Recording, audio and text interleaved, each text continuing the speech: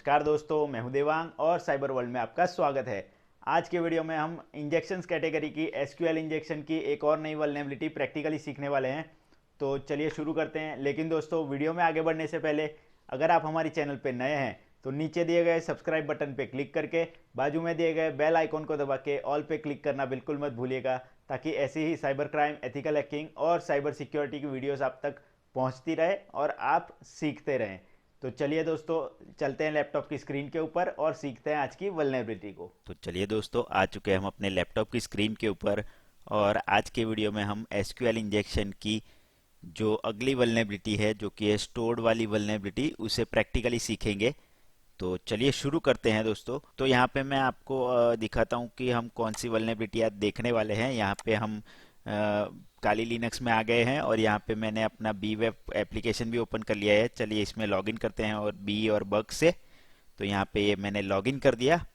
अब यहाँ पे लॉगिन करने के बाद हम आज की वल्नरेबिलिटी के पेज पे चलते हैं। तो आज की हमारी वल्नरेबिलिटी जो हम सीखने वाले हैं वो है एसक्यूएल इंजेक्शन स्टोर्ड ब्लॉग वाली वल्नरेबिलिटी। ठीक है दोस्तों, तो चलिए हैक पे क्लिक करते हैं और देखते हैं यहाँ पे क्या आता है, एसक्यूएल इंजेक्शन स्टोर्ड ब्लॉग। लेकिन दोस्तों, ये प्रैक्टिकली सीखने से पहले एक चीज़ मैं आपको सिखाना चाहता हूँ, समझाना चाहता हूँ, ताकि आपको पता चले कि एसक्यूएल इंजेक्शन स्टोर्ड क्या होता है।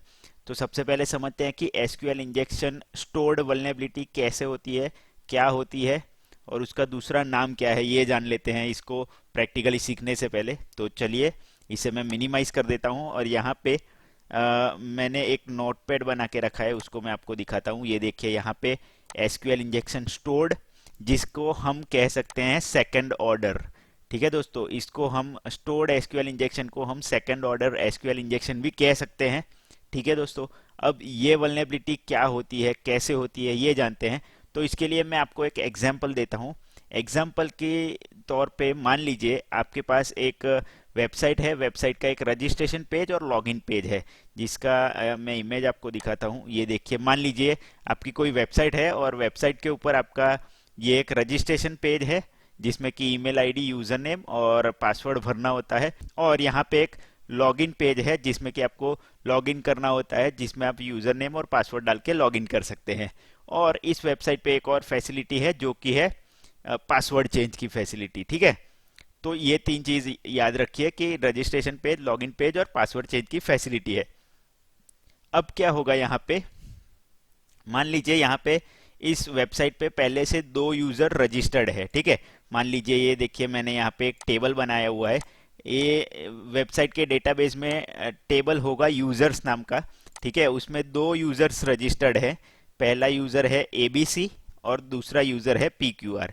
तो पहले यूजर का यूजर नेम है एबीसी और पासवर्ड उसका है 123। दूसरे यूजर का यूजर नेम है पीक्यूआर और उसका पासवर्ड है 456। ठीक है, अब मान लीजिए कि कोई एक नया यूजर आता है जो कि इस वेबसाइट पे रजिस्टर करता है। ये मान लीजिए ये वेबसाइट है, उसके ऊपर वो ईमेल एड्रेस, यूजर नेम और पासवर्ड डाल के रजिस्टर करेगा। तो मान लीजिए कोई नया यूजर आता है, वो यूजर बनाता है, उसका हम यूजर बनाएंगे CYBER साइबर करके। साइबर करके एक नया यूजर बनाता है, रजिस्टर करता है और उसका पासवर्ड वहां पे वो सेट करता है 123456। ठीक है, ये उसका पासवर्ड सेट करता है। ये दोनों यूजर्स पहले से थे। यहाँ पे एक और नया यूजर आया जिसका यूजर नेम है साइबर और उसका पासवर्ड उसने सेट किया 123456। ठीक है, तो ये 3 यूजर यहाँ पे सक्सेसफुल रजिस्टर्ड हो गए हैं। मान लीजिए अब एक साइबर अटैकर आता है या फिर एक मान लीजिए सिक्योरिटी रिसर्चर आता है, बग बाउंटी हंटर आता है।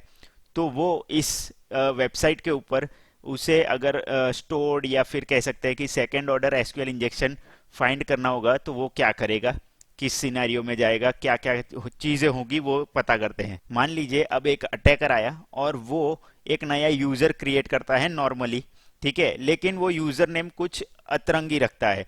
मान लीजिए उसने यहाँ पे यूजर नेम सिलेक्ट किया साइबर और उसके बाद सिंगल कोट रख दिया उसने और उसके बाद जाके 2 हाइफन लगा दिए। ठीक है, इतना उसने यूजर नेम बनाया। ये वाला जो है साइबर सिंगल कोट और 2 माइनस के सिंबल, ये उसने एक नया यूजर नेम रखा और उसका पासवर्ड उसने वहां पे रखा, मान लीजिए 1 2 3 4 रखा, ठीक है, 1 2 3 4 रखा। ये उसने यूजर नेम सेट किया और उसके बाद ये पासवर्ड सेट किया, ठीक है। अब मान लीजिए उसने यूजर बनाया तो उसका यूजर तो ये बन गया है यहाँ पे, ठीक है। तो जैसे ही यहाँ पे यूजर वो बना देगा, यहाँ पे मान लीजिए उसने यूजर नेम पासवर्ड डाला और रजिस्टर पे क्लिक किया, यहाँ पे उसे सक्सेसफुल मैसेज आ गया कि your user has been registered successfully, ठीक है।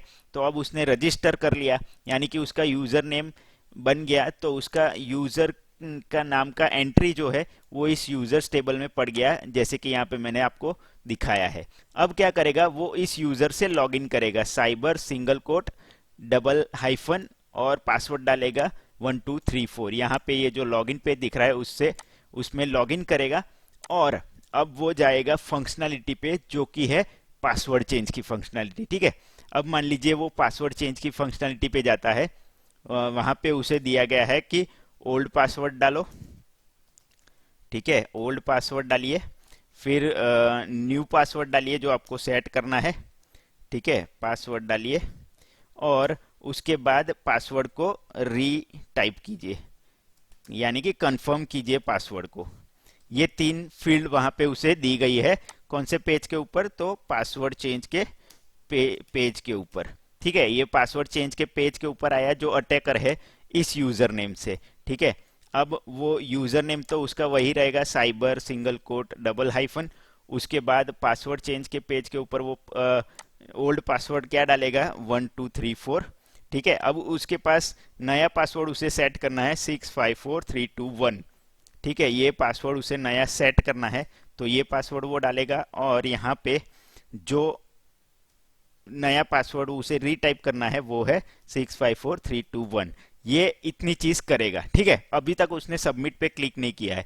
अगर मान लीजिए सबमिट पे क्लिक करेगा तो बैक एंड में, यानी कि फ्रंट एंड तो हमें दिख रहा है जैसे कि ये 3 फील्ड होंगी, लेकिन बैक एंड में क्वेरी क्या जाएगी। अगर यहाँ पे यूजर जो है वो इस चीज को सबमिट करता है तो बैक एंड में क्वेरी क्या जाएगी, मैं वो आपको दिखाता हूँ नीचे।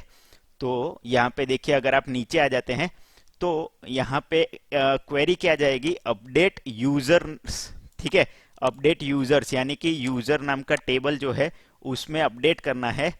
तो क्या अपडेट करना है, सेट पासवर्ड, पासवर्ड सेट करना है 6 5 4 3 2 1, ठीक है। ये पासवर्ड आपको सेट करना है और वहां पे वेयर कहाँ पे सेट करना है, तो यूजर नेम यहाँ पे एडमिन की जगह हम लिख देंगे, यहाँ पे हमारा जो यूजर नेम है वो यूजर नेम क्या है, साइबर, ठीक है।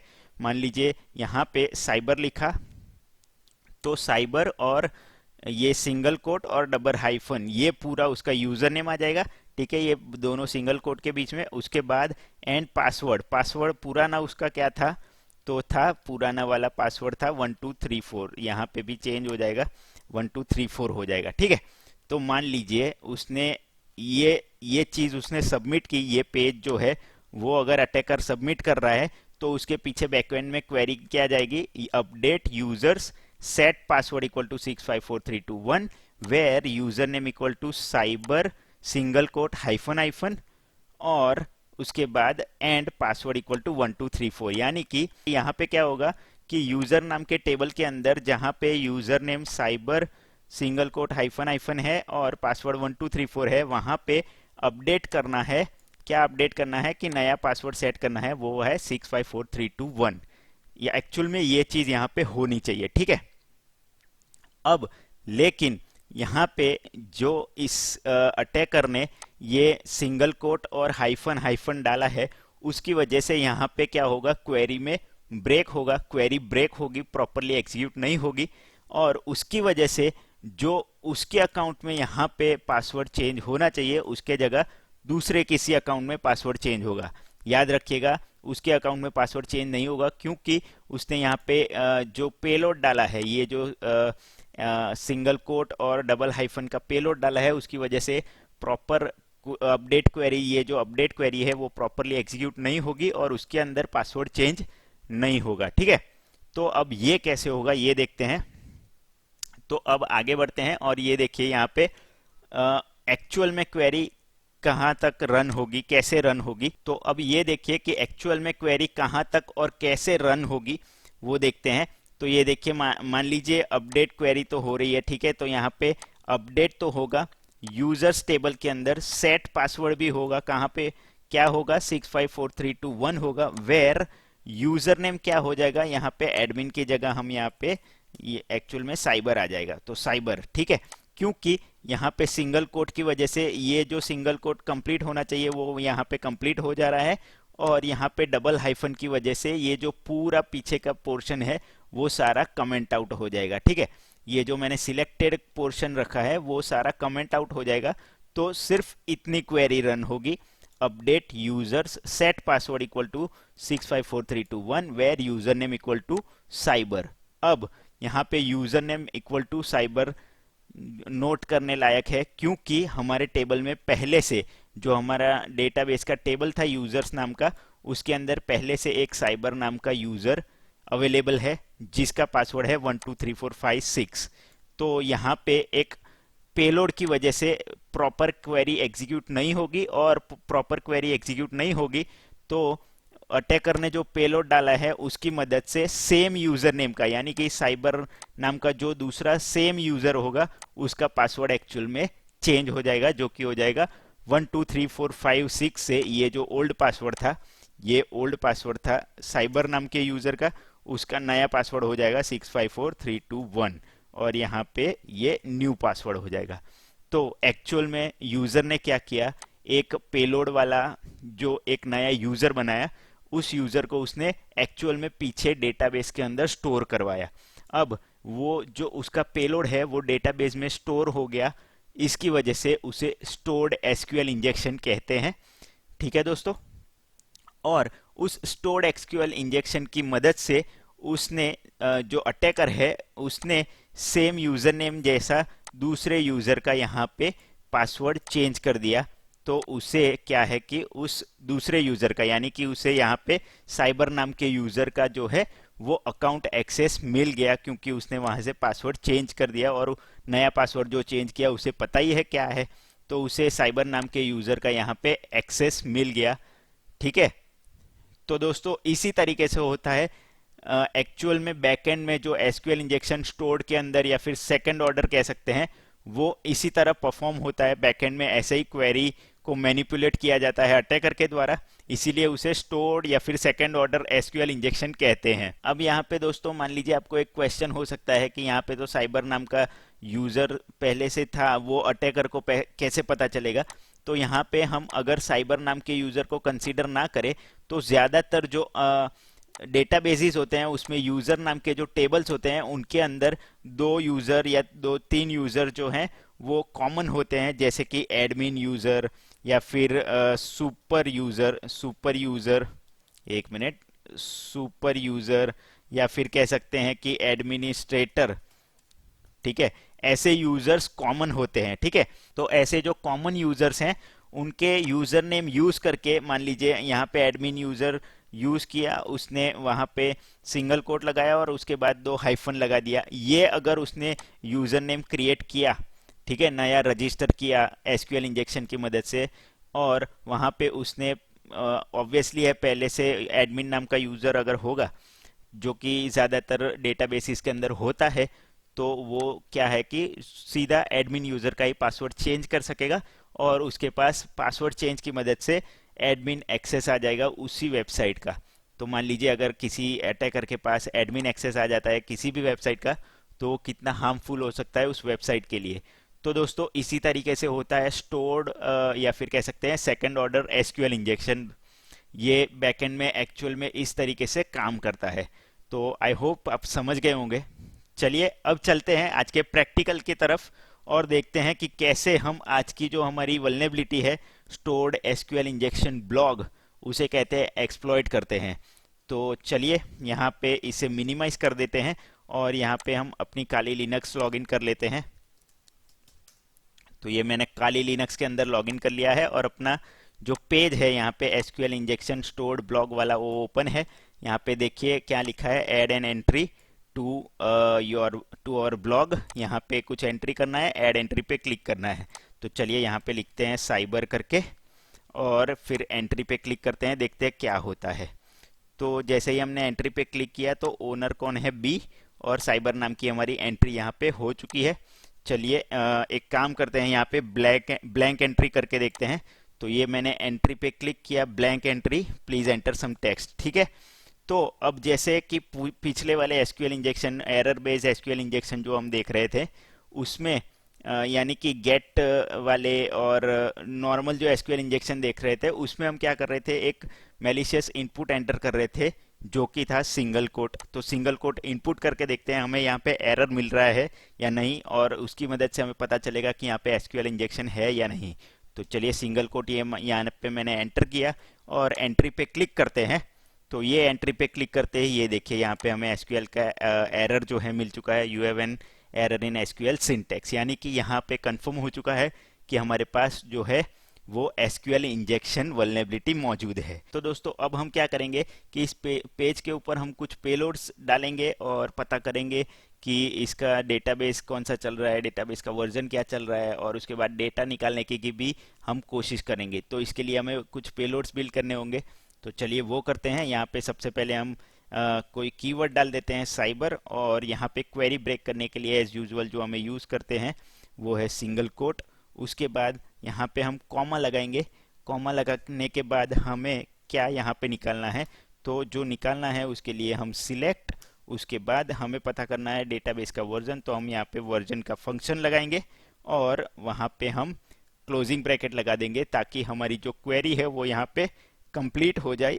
और लास्ट में जाके अब हम इसे पीछे का जो सेक्शन है वो सारा वो कमेंट आउट कर देंगे। तो कमेंट करने के लिए यहाँ पे हम हैशटैग लगा देंगे।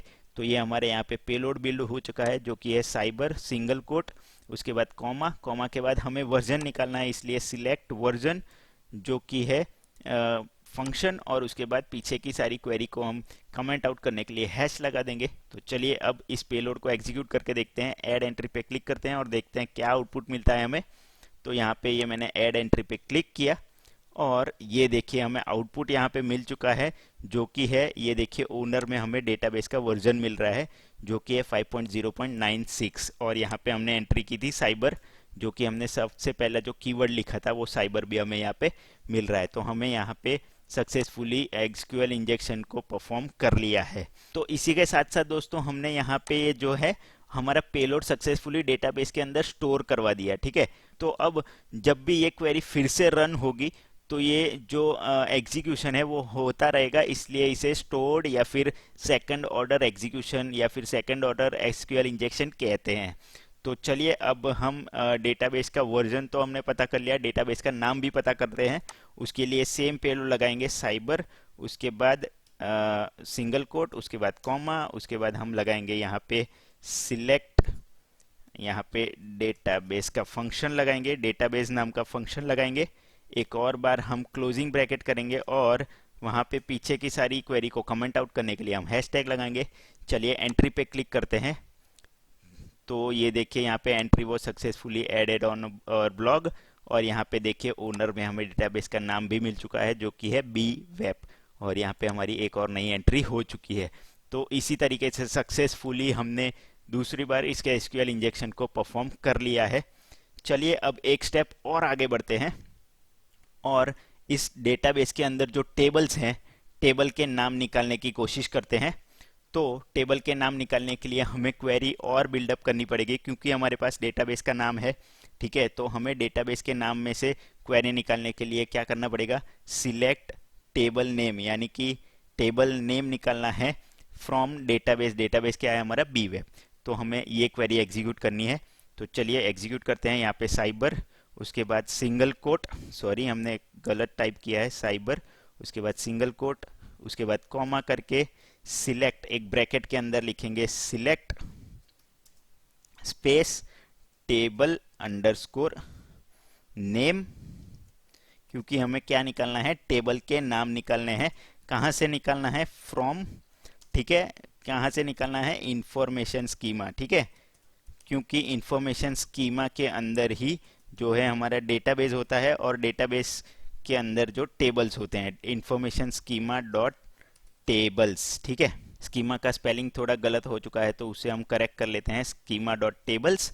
और यहाँ पे अब हम इसे जो कि है फिर से एक और बार ब्रैकेट क्लोज करेंगे अब हम इस क्वेरी को एग्जीक्यूट करने के लिए पीछे का सारा जो है वो कमेंट आउट कर देंगे और हैश लिख देंगे। चलिए अब हम इस क्वेरी को एग्जीक्यूट करते हैं और देखते हैं हमें यहाँ पे टेबल्स मिलते हैं या नहीं बी वेब डेटाबेस के।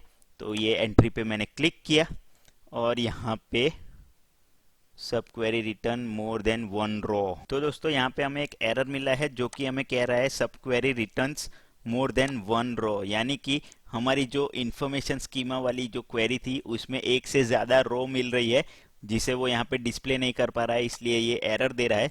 तो चलिए इसमें हम थोड़ा सा मॉडिफिकेशन करेंगे, साइबर कॉमा सिलेक्ट करेंगे, select table name, table underscore name, ठीक है। फ्रॉम कहाँ से हमें निकालना है, फ्रॉम इंफॉर्मेशन स्कीमा, एक minute, information schema, information underscore schema dot tables, और उन टेबल्स की जो एंट्रीज है उनको हम लिमिट कर देंगे, किससे, लिमिट की मदद से, लिमिट की मदद से लिमिट कर देंगे जो कि हमें चाहिए 0th और 1, ठीक है। इस चीज़ को हमने लिमिट कर दिया क्योंकि हमें सिर्फ एक रो का डेटा चाहिए, तो हमने एक रो पे यहाँ पे इसको लिमिट कर दिया। चलिए अब पीछे की सारी क्वेरी को यहाँ पे हम कमेंट आउट करते हैं और अब हम ऐड एंट्री पे क्लिक करते हैं और देखते हैं कि यहाँ पे जो हमारा इंफॉर्मेशन स्कीमा है उसमें से हमें डेटाबेस का एक टेबल नेम मिलता है या नहीं मिलता है, ठीक है दोस्तों। तो चलिए ऐड एंट्री पे क्लिक करते हैं और ये देखिए यहाँ पे हमें सक्सेसफुल मिल रहा है, the entry was added to our blog. और नीचे जाके अगर हम देखते हैं तो ये देखिए कैरेक्टर सेट्स करके मिल रहा है हमें साइबर के अंदर। तो यहाँ पे कैरेक्टर सेट्स हमें एंट्री मिल चुकी है, यानी कि हमारी यहाँ पे भी जो है वो सक्सेसफुली जो कि है हमारी क्वेरी एग्जीक्यूट हो चुकी है, ठीक है दोस्तों। चलिए अब एक काम करते हैं, बी वेब के अंदर हमने पहले भी देखा हुआ है कि बी वेब के अंदर यूज़र नाम का टेबल है, ठीक है दोस्तों। तो उस यूज़र नाम के टेबल में से हम कुछ डेटा निकालने की कोशिश करते हैं एक पेलोड बिल्ड करके। तो चलिए हम देखते हैं इसे सक्सेसफुली कर पाते हैं या नहीं कर पाते हैं। तो यहाँ पे उसको करने के लिए मैं यहाँ पे क्वेरी लगाऊंगा साइबर, उसके बाद एक सिंगल कोट, उसके बाद कॉमा करके यहाँ पे हम सिलेक्ट करेंगे, सिलेक्ट, ठीक है। और उसके बाद हम करेंगे कॉन्केट कर देंगे, ठीक है, क्योंकि हमें एक साथ सब रिजल्ट चाहिए तो कॉन्केट कर देंगे। जो हमारा यूज़र नाम का टेबल है उसमें से हमें 2-3 कॉलम का डेटा एक साथ चाहिए, तो इसलिए हम इस कॉन्केट का यूज़ कर रहे हैं। उसके अंदर हम फिर से एक और बार ब्रैकेट लगाएंगे, ठीक है। ब्रैकेट के अंदर हमें क्या क्या चाहिए, तो आईडी चाहिए, उसके बाद दूसरा क्या चाहिए, तो लॉगिन नेम चाहिए, और तीसरा क्या चाहिए, तो हमें चाहिए पासवर्ड। ये 3 चीज़ें चाहिए एक साथ। किस में से हमें चाहिए, तो यहाँ पे इसे बंद कर देंगे, फ्रॉम लिखेंगे, फ्रॉम वेयर टेबल नेम क्या है, यूजर्स, ठीक है। और इस यूजर की अंदर से ये जो एंट्री आएगी आईडी, लॉगिन और पासवर्ड की, उसे भी हम रिस्ट्रिक्ट कर देंगे, लिमिट कर देंगे, क्योंकि हमें उतना लिमिट का ही डेटा चाहिए 0,1 से, ठीक है। तो अब हम इसे क्रैक करके इस एंट्री को एंटर करके देखते हैं और पीछे की सारी जो क्वेरी है उसे हम कमेंट आउट कर देंगे। अब हम इस पेलोड को डाल के देखते हैं कि हमें यहाँ पे इस पेलोड की मदद से जो यूज़र नाम का टेबल है उसके अंदर से आईडी, लॉगिन और पासवर्ड मिल रहा है या नहीं मिल रहा है। तो चलिए ऐड एंट्री पे क्लिक करते हैं और ये देखिए यहाँ पे हमें एंट्री वॉज एडेड सक्सेसफुल आ चुका है और यहाँ पे एंट्री भी हो चुकी है, ये देखिए नई एंट्री हो चुकी है। और यहाँ पे जो देखिए ID1 है, यूज़र नेम यहाँ पे दिया गया है AIM, जैसे कि हमें पिछले वीडियोस अगर आपने मेरे देखे होंगे तो उसमें मैंने 1-2 वीडियोस में सारे टेबल के अंदर के डेटा को भी निकाला है, तो उसमें ये AIM नाम का यूज़र्स भी वहाँ पे मौजूद था। तो AIM नाम का यूज़र और यहाँ पे उसका ये पासवर्ड जो है वो हैश फॉर्म में यहाँ पे हमें मिल रहा है। ये देखिए ये पूरा हैश फॉर्म में पासवर्ड है। तो हमें यहाँ पे सक्सेसफुली एसक्यूएल इंजेक्शन की मदद से टेबल्स के अंदर का डेटा भी मिल रहा है दोस्तों। चलिए एक और बार एक कोशिश करते हैं कि दूसरी रो इस टेबल की, यूजर्स टेबल की दूसरी रो हम एग्जीक्यूट करवा के देखते हैं, निकाल के देखते हैं। तो चलिए यहाँ पे साइबर लिखते हैं, फिर से वही सेम पेलोड डालेंगे, साइबर सिंगल कोट कॉमा, ठीक है। उसके बाद सिलेक्ट कॉन्केट करेंगे। क्या क्या हमें निकालना है, तो निकालना है ID comma login comma password. ये 3 चीज़ें हमें निकालनी है। कहाँ से निकालनी है, तो हमें निकालनी है फ्रॉम यूजर्स नाम के टेबल में से। और लिमिट अब हम करेंगे 1,1 क्योंकि हमें पहली रो का डेटा चाहिए, ठीक है। इसलिए हम लिमिट करेंगे 1,1 और यहाँ पे एक और ब्रैकेट क्लोज करने के बाद यहाँ पे पिछली जो सारी क्वेरी है उसे हम कमेंट आउट कर देंगे हैश से। चलिए अब हम इस क्वेरी को रन करके देखते हैं और ऐड एंट्री पे क्लिक करके देखते हैं हमें यहाँ पे एंट्री होके जो डेटा है वो मिल रहा है या नहीं। तो ऐड एंट्री पे क्लिक करेंगे, ये देखिए एंट्री वॉज एडेड सक्सेसफुली। और यहाँ पे अगर हम चलते हैं तो ये देखिए हमारी दूसरी एंट्री भी हमें मिल रही है बी, जो कि हमारा जब हम इस वेबसाइट के ऊपर जब भी लॉगिन करते हैं तो बी नाम के यूज़र से लॉगिन करते हैं।